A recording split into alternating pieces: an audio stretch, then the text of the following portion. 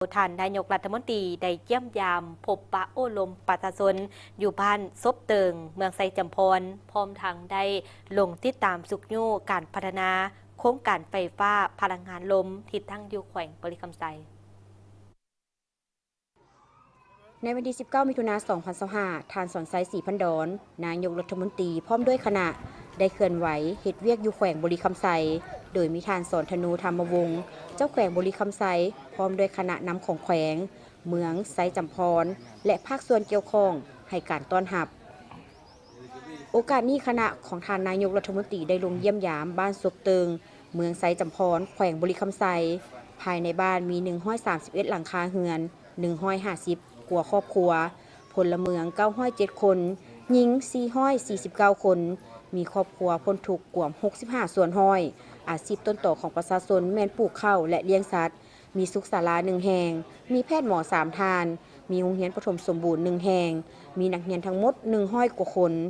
โอกาสลงเยี่ยมยามครั้งนี้นายกรัฐมนตรีได้โอ้ล้มต่ออำนาจการปกครองและประชาชนโดยได้กล่าวแสดงความย่องยอสมเสยต่อมูลเสื้ออันดีงามและผลสำเร็จที่ประชาชนภายในบ้านสามารถปฏิบัติได้ในระยะผ่านมาพร้อมทางมีคำเห็นเน้นนักให้พร้อมกันรักษามูลเสื้ออันดีงามของตนโดยเฉพาะมูลเสื้อประวัติมูลเสื้อความสามัคคีที่ช่วยเหลือซึ่งกันและกันมูลเสื้อดุมันขยันเพียรเอาใจใส่เพิ่มพูนผลิตผลโดยเฉพาะการปลูกการเลี้ยงตามทาแห้งของบ้านให้หลายสามารถกุ้มกินและกลายเป็นสินค้าพร้อมกันปกปักรักษาและพัฒนาบ้านซองของตนให้มีความสงบได้รับการพัฒนาดีขึ้นเป็นก้าวๆเอาใจใส่รักษาสุขอนามัยป้องกันพยาธิตามฤดูกาลทำมาหากินถูกต้องตามกฎหมายและระเบียบการของบ้านเมือง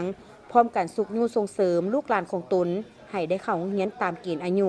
พร้อมนี้นายกรัฐมนตรี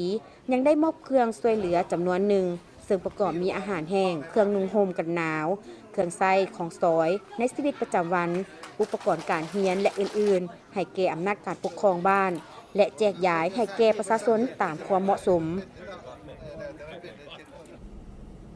การเคลื่อนไหวเยี่ยมยามและเฮ็ดเวียกอยู่เมืองไซจำพรในครั้งนี้ท่านนายกรัฐมนตรีและคณะยังได้ติดตามสุขยู่การพัฒนาโครงการไฟฟ้าพลังลมของบริษัทหุ้นส่วนลงทุนและพัฒนาพลังงานเวียดลาวที่ตั้งอยู่แขวงบริคำไซโครงการไฟฟ้าพลังงานลมดังกล่าวได้กวมเอา2แขวงคือแขวงบริคำไซในนั่นที่เมืองไซจำพรเมืองคำเกิดและเมืองเวียงทองส่วนแขวงคำมวนแมนเมืองนากายเฉพาะอยู่แขวงบริคำไซมี6สัญญาโครงการคือโครงการพลังงานลมเจืองเซินอยู่เมืองคำเกิดและเมืองไซจำพรมีกำลังติดตั้ง250เมกะวัตต์อายุสัมปทาน25ปีมูลค่าโครงการ371ล้านกว่าดอลลาร์สหรัฐโครงการพลังงานลมเจืองเซิน2อยู่เมืองคำเกิดและเมืองไซจำพรมีกำลังติดตั้ง350เมกะวัตต์อายุสัมปทาน25ปีมูลค่าโครงการ556ล้านดอลลาร์สหรัฐโครงการพลังงานลมพิลาอยู่เมืองคำเกิดและเมืองไซจำพรมีกำลังติดตั้ง500เมกะวัตต์อายุสัมปทาน25ปีมูลค่าโครงการ 1,151 ล้านดอลลาร์สหรัฐโครงการพลังงานลมกาลองอยู่เมืองคำเกิดและเมืองไซจำพรมีกำลังติดตั้ง750เมกะวัตต์อายุสัมปทาน25ปี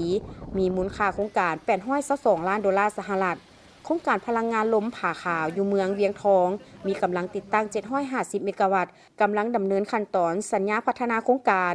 และโครงการพลังแห้งลมน้ำตงอยู่เมืองเวียงทองและเมืองจำพรมีกำลังติดตั้ง750เมกะวัตต์กำลังดำเนินขั้นตอนสัญญาพัฒนาโครงการส่วนอยู่เมืองนากายแขวงคำมวนมี2สัญญาโครงการคือโครงการพลังงานลมจาลอและโครงการพลังงานลมเดอะไร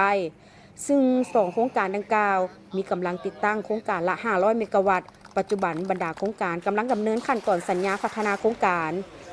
ในโอกาสเคลื่อนไหวติดตามและสุขยู่การพัฒนาโครงการไฟฟ้าพลังงานลมอยู่เมืองไซจำพรในครั้งนี้ท่านนายกรัฐมนตรียังได้ให้เกียรติเข้าร่วมพิธีเปิดกองทุนลบล้างเฮือนเครื่องถาวรสำหรับครอบครัวทุกยากอยู่แขวงบริคำไซ